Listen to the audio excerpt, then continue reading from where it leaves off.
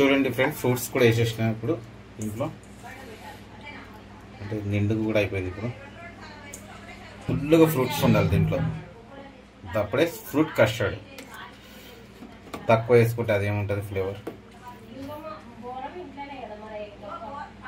దీనిపైన ఇప్పుడు గార్నిష్ చేసుకోవాలంటే, గార్నిష్ అంటే రెడ్ కలర్, అది ఏమంటారు దానిమ్మ పండ, అది వేసుకోవాలన్నమాట.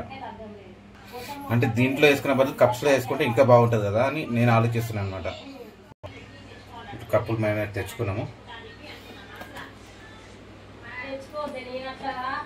ఇంకా గార్నిష్ ఏం చేస్తారు అనుకుంటారు మీరు. గార్నిష్ అంటే కాజు కూడా వేసుకోవాలి, కానీ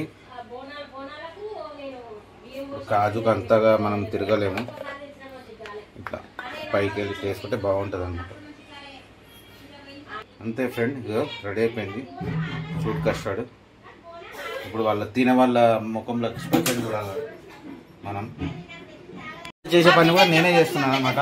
ఇంతమంది ఉన్నారు, ఇంతమందిలో కూడా ఎవరు సాయం చేస్తలేరు.